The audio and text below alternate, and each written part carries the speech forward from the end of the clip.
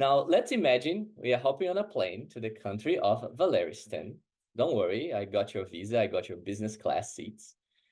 And stay alert because I have some questions for you. We're visiting AcquaViva. AcquaViva is a busy beverage company, and you'll sense a lot of excitement there because they are launching an innovative advertising campaign in South Valeristan. This campaign has been developed over months, and they blend the South Valeristan folklore with AcquaViva's modern branding. But after launching their ad campaign, AcquaViva faces a social media storm, you know, they're accusing AcquaViva of cultural insensitivity. Question for you, if leading that firm, what would you do? Tell me in the chat. Yes, you. Tell me what would be your reaction or your first, let's say, instinct here. Apologize for hurting sentiments. Communicate. Do damage control, pull the ad until root cause discovered. Very interesting. Okay, immediate action followed by investigation. Try to understand why they feel like that. Reaching out to understand. Okay, so I see a lot of investigation, research. Check who has complained, yes, and find out what sentiments were hurt and from whom. Understand what's the problem. I think that's a very good idea as well. Please keep sending the ideas. They are very good. And well, back to the story. AcquaViva's marketing team is in panic.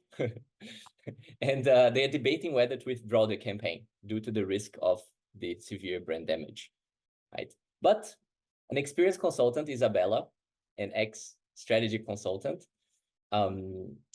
experienced marketing analyst and ex-strategy consultant, stands up and says, hey, folks, wait, the campaign might still work. To understand more, let's do some research. And I have some ideas, right? Let's use those totems we have to gather some feedback. For instance, reactions. We can do this in one day. And most of the feedback is surprisingly positive. Respondents actually like the new take on the tales. Second, let's do a bit of analysis of who is complaining, like you said, right? They find out that the complainers are mostly urban millennials, but the main consumers were older people in suburban areas. They are just less active on social media platforms. And third, talking to retailers showed that in some areas, the controversy actually increased curiosity and sales. So with this information at hand, AcquaViva could adjust the strategy. And instead of stopping the campaign, AcquaViva decided to expand it. And they started to collaborate with local artists to embed their views and create region-specific advertisement. The outcome.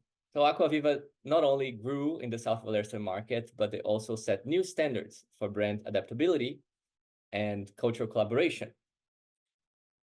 And as we take off and leave the country, let's think about it. What takeaway can you take from this story? Yes, Misha, we just had that case where Apple also pulled an advertisement about the iPad. But yeah, takeaways. What can you, how to synthesize a lesson here? Data-driven decision. What else? Understand before acting. Yes, immediate reactions can be misleading, right?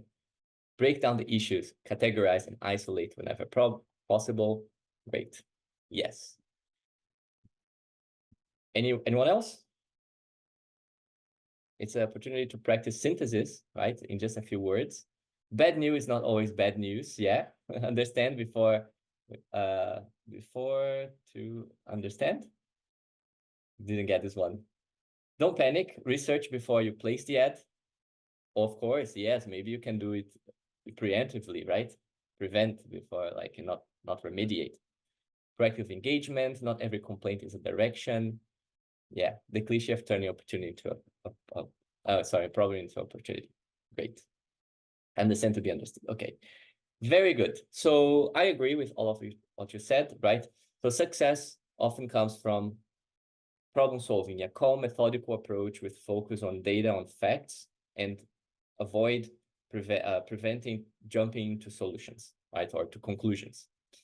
But Before we continue, let me then define a bit better what we mean by problem solving, because more experienced people, usually they are very picky with words, right? They ensure everybody understands the same way, because misunderstandings have caused a lot of problems in the past.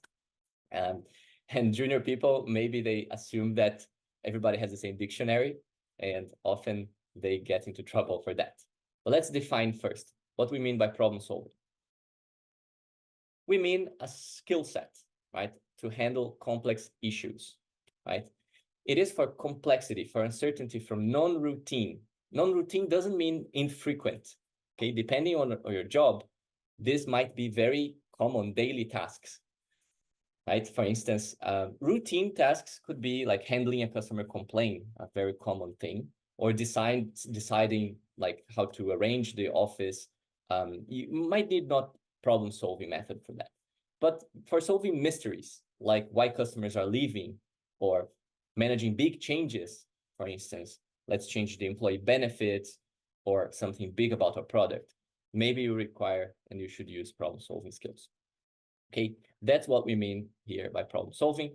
And as already said, mentioned by one of you, it's all about opportunities as well. Okay, so when we say problems, you can hear opportunities the same way, right? It's about closing a gap. You have a goal and a current situation. Depending if you're looking from one angle or the other, it might be a problem for you or an opportunity for you. So think of the two sides of the same coin.